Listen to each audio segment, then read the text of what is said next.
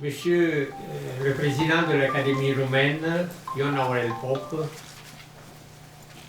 monsieur le recteur de l'Université Michel Dumitru, cher ami Basarab Nicolescu, distingués participants à l'hommage international apporté au professeur Basarab Nicolescu et au 3e congrès mondial de transdisciplinarité. Ce jour du mars 2022, nous nous sommes réunis dans la bibliothèque de l'Académie roumaine et en ligne des différents coins du monde pour rendre hommage à Basarab Nicolescu, un vrai scientifique. Comme nous ne vivons pas dans une tour d'ivoire, on ne peut pas faire abstraction des événements tragiques contemporains qui lancent un défi pour l'homme et pour la science. Lorsque c'est une partie obscure de la nature humaine qui utilise la science pour menacer la vie des gens.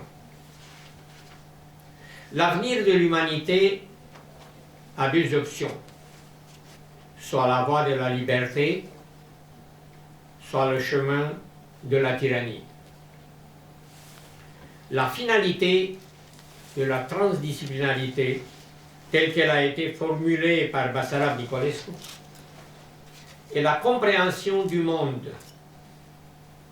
la recherche entre les disciplines, à l'intérieur des disciplines et au-delà des disciplines. Au-delà des disciplines, on trouve notre vie et notre destin. La philosophie peut nous guider sur le chemin qui va de l'histoire connue vers l'histoire comprise.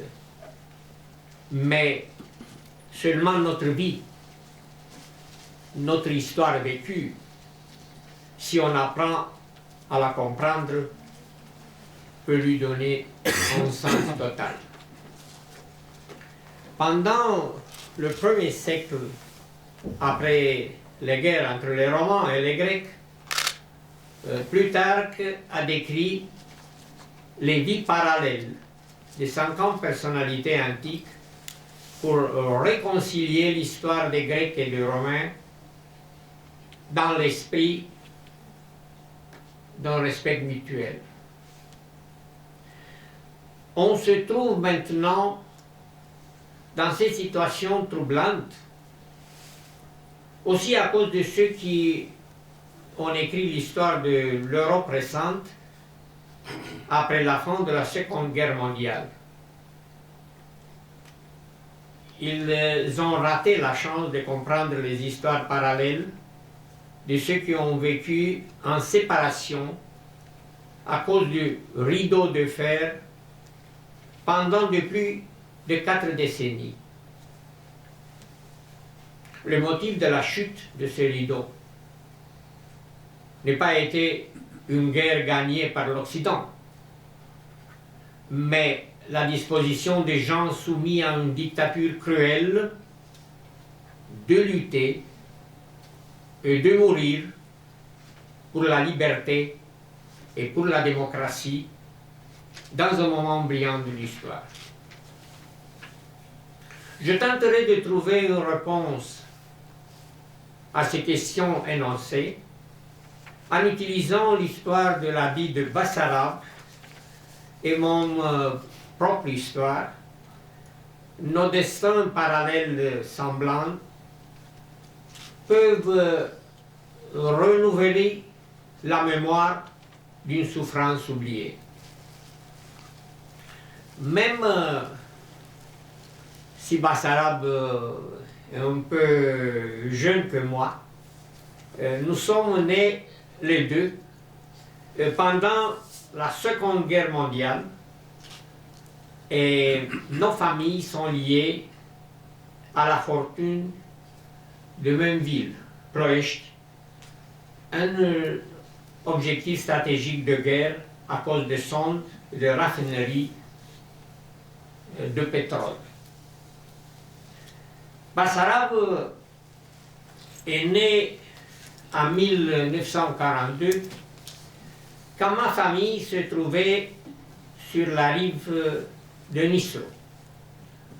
Mon père, ingénieur agronome, était mobilisé pour diriger les travaux d'agriculture, tandis que le père de Bassarab était prisonnier dans l'Union soviétique. En 1944, ma mère s'enfuit de l'armée rouge, accompagnée par ses deux enfants. Nous sommes arrivés à la maison de ma grand-mère et de mes arrière-grands-parents. C'était une ruine qui avait été bombardée. Bassarab ne savait pas si son père est encore vivant. Donc, telle a été notre enfance. Nos premiers souvenirs n'ont été pas des contes de fées, mais les atrocités qu'on regarde aujourd'hui à la télé d'Ukraine. Des bâtiments détruits, des morts et des blessés.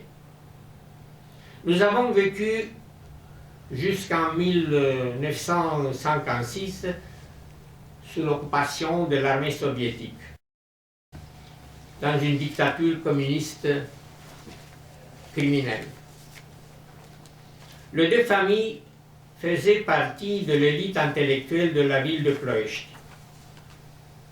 qui a donné à la Roumanie des grandes personnalités comme Gianluca Caragiale, Joe Bogza, Paul Constantinescu, Nikita Stănescu, Ioan Grigorescu, Radu Tudoran, et aussi trois présidents de l'Académie romaine, Andrei Rădulescu, Mihai Drăgănescu et Eugen Simion.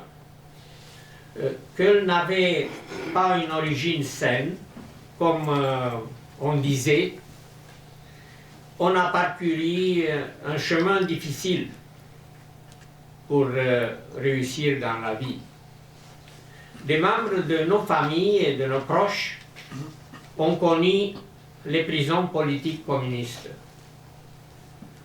Mais nous avons reçu, scientifiques et religieuses, nous avons eu la chance d'avoir des mentors qui ont payé avec leur vie pour leur foi. Mon parrain, Constantin Tomescu, le doyen de la faculté de théologie de Chișinău, a été emprisonné pendant de longues années, tandis que le père Tsepordei, qui a célébré mon baptême, a été exilé en Sibérie. Père Galeriu, après sortir de sa prison, a initié Bassarab Nicolescu dans les mystères du christianisme. Père Galeriu a été aussi à côté de moi quand j'ai ouvert le balcon de la place de l'université en 1990 et aussi en 1996 quand il a dit la prière Notre Père le soir de ma victoire dans l'élection présidentielle. Il a été celui qui a accueilli Bassarab à son retour en Roumanie après la Révolution. À l'école, on a eu des manuels soviétiques, la langue russe était obligatoire, mais comme ça j'ai eu la chance de connaître Tolstoï, Dostoïevski, Pouchkine, Lermontov et Sholokhov. Nous avons participé aux Olympiades de littérature et de sciences et nous avons rencontré, et j'ai rencontré son nom dans la Gazette de mathématiques. Nous avons été des étudiants pendant la même période. Lui à la faculté de physique, moi à la faculté de sciences juridiques et puis la faculté de géologie. En 1966, nous étions les deux enseignant à l'université et doctorant, lui à la faculté de physique, moi à la faculté de géologie. En 1970, il a choisi de rester en France, moi j'ai choisi de rester en Roumanie. Les deux, on a eu des connexions avec les exilés romains en France. En 1990, quand j'ai ouvert le balcon de la place de l'université, on a lu le message de Ionesco, qui se déclarait Golan, voyou, et les autres membres distingués de l'exil. Après la répression du minériade, j'ai fondé l'université à l'université de Bucarest, la Solidarité universitaire. On a fondé aussi une filiale française. C'était une grande joie pour moi, en tant que président, de revoir beaucoup de ses membres à l'ambassade roumaine de Paris, qui ouvrait pour la première fois ses portes pour eux. Et j'ai eu aussi l'occasion de décorer Monica Lovinescu et Vlad Yeronka. J'ai visité l'année passée la bibliothèque Alexandre Aristia Aman de Craiova, où il y a une collection impressionnante de lettres de Basarab Nicolescu adressées à Mircea Eliade, Emil Cioran, Horia Bintil, mais aussi à Solomon Marcus, Mircea Ciobanu et Ștefan Augustin Doinaș. Comme ça, je m'ai rendu compte de sa façon de cultiver les relations d'amitié au-delà des frontières, régime et crainte politique. Pour Basarab Nicolescu, le mot amitié a un sens profond et élevé. Pour lui, la relation interpersonnelle est un moyen de connaître l'autre et de se connaître mieux soi-même.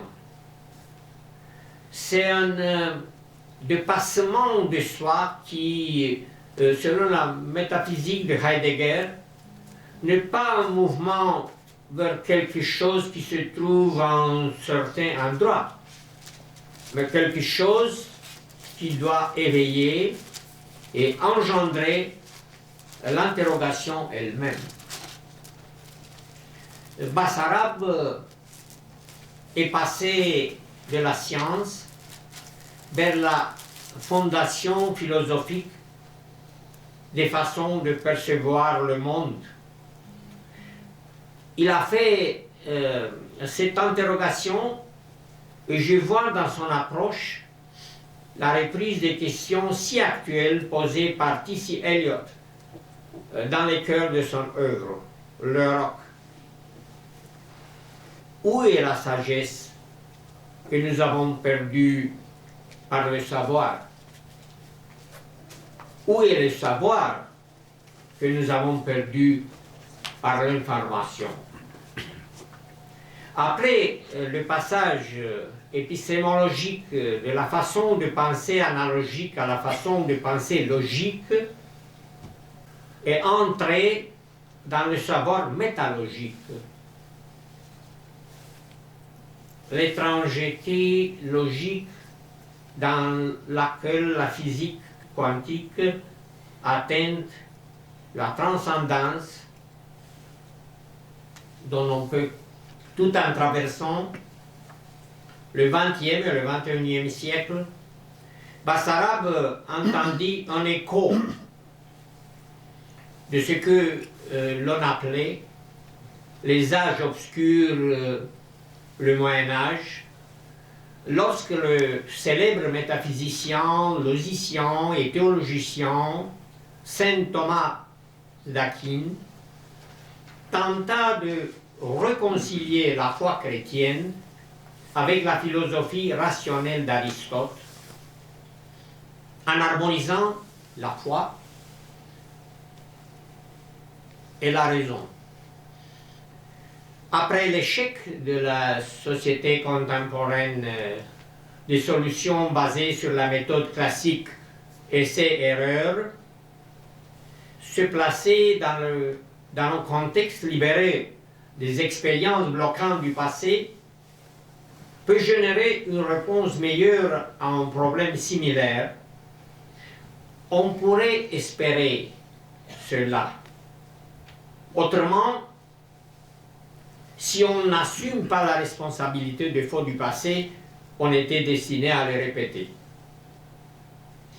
Si on définit la sagesse comme un moyen d'utiliser notre savoir afin d'arriver à une compréhension supérieure des choses, on a besoin de cette capacité d'intériorisation perdue par la société postmoderne à cause de sa déshumanisation.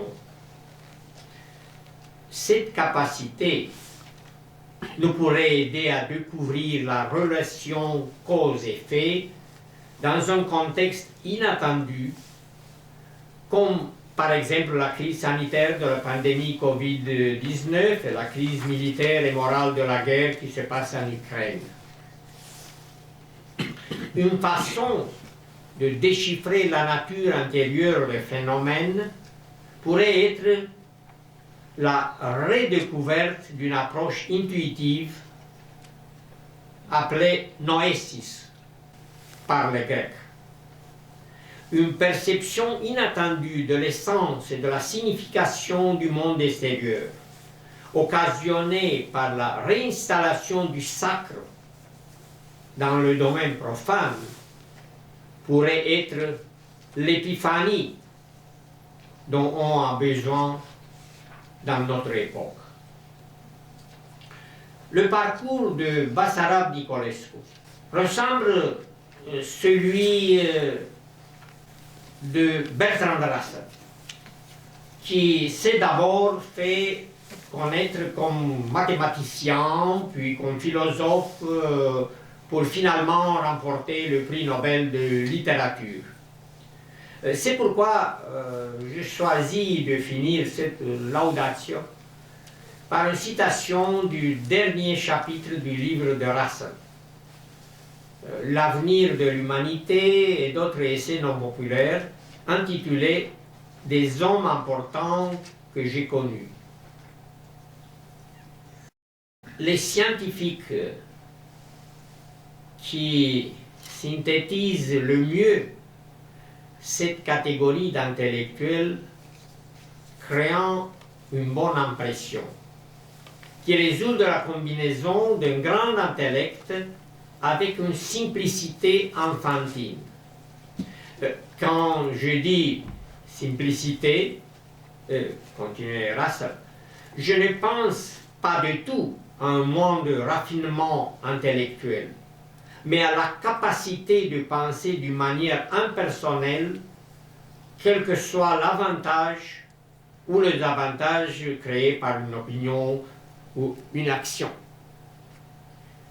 Grâce à cette manière de penser, le cadeau que je fais à Basarab, et comme je l'ai dit aussi il y a 10 ans, la lecture toujours renouvelée de ses écrits qui m'ont aidé à dépasser les limites du savoir.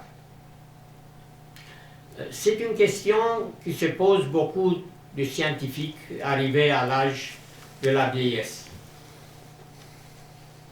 Qu'est-ce que c'est qu'il y aura après nous? À la fin de son étude Vérité et existence, écrit en 1948, au commencement de la guerre froide, édité après sa mort à la fin de 1989, quand le monde subit un changement radical, le philosophe existentialiste Jean-Paul Sartre écrivait: en ne prétendant pas vivre avec mes petites-fils, je leur interdis de me juger avec leur barème. En leur donnant mon acte comme proposition, pour qu'ils en fassent qu'est-ce qu'ils veulent, j'échappe au risque qu'il en fasse autre chose qu'est-ce que je voulais. À mon avis, nous avions le devoir de laisser en héritage notre pensée, même si on ne connaît pas sa fortune. Arrivé à mon tour, à l'âge de la vieillesse, je me permets de croire que c'est bien de prendre la risque de proposer aux générations futures une approche qui envisage une expérience personnelle. Il ne s'agit pas d'orgueil, mais une façon de vivre dans un monde soumis en permanence à de nombreux changements qui ne peuvent pas être prévus, mais dont on pourrait se préparer à saisir le sens. Je crois qu'à l'occasion de fêter 8 décennies de vie, le bonheur signifie être en paix avec le monde, avec soi-même, et avoir la joie de dire avec Basarab Nicolescu, pour moi le retour vers le ciel n'est pas une métaphore, mais un fait concret. Pendant ces moments difficiles, on a besoin d'un retour vers soi-même et vers le ciel. La psychologie cognitive a identifié dans la société traumatisée par la Seconde Guerre mondiale un phénomène social présent notamment chez les adolescents sous la forme d'un personnage nommé l'ami imaginaire. Soumis par le stress du confinement causé par la pandémie Covid-19 et la menace d'une nouvelle guerre mondiale, beaucoup de gens confrontés désormais avec l'absence de relations interpersonnelles auront besoin d'un ami imaginaire. Cet ami imaginaire, mais très réel et très actuel, ils peuvent le trouver dans la personne de Basarab Nicolescu. Merci beaucoup.